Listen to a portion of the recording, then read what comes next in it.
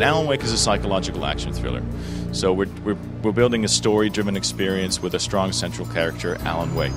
Alan Wake is a best-selling writer who hasn't managed to write in a couple of years. His wife, Alice, takes him on a vacation to recover his creative flow.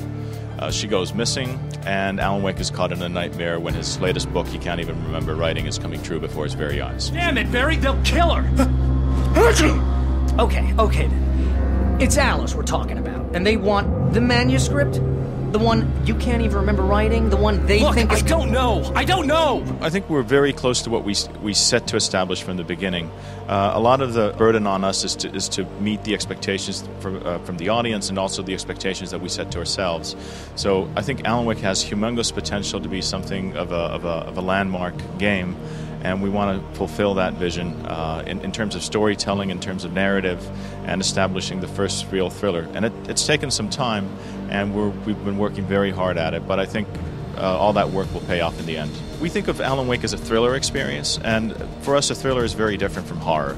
Horror in games often means buckets and buckets of blood and kind of monsters with crabby heads. And for us, we wanted to do something more cerebral and maybe a bit more subtle.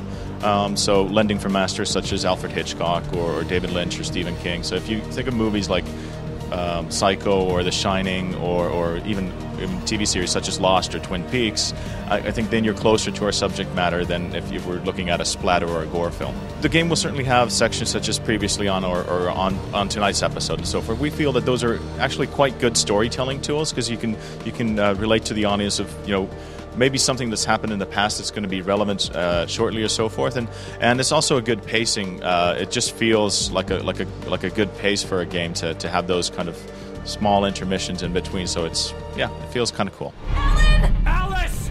My wife is missing. They took her. I found many pages. We can't talk here.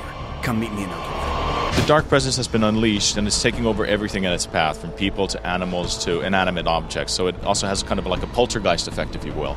Vehicles and machines actively attack Wake and so forth. But the dark presence is part of the overall mystery that we don't want to get too deeply into. We want players and the audience to discover that themselves. Alan Wake is coming out in spring 2010, and we're really looking forward to being able to share that with the audience and gamers out there. He's not stopping!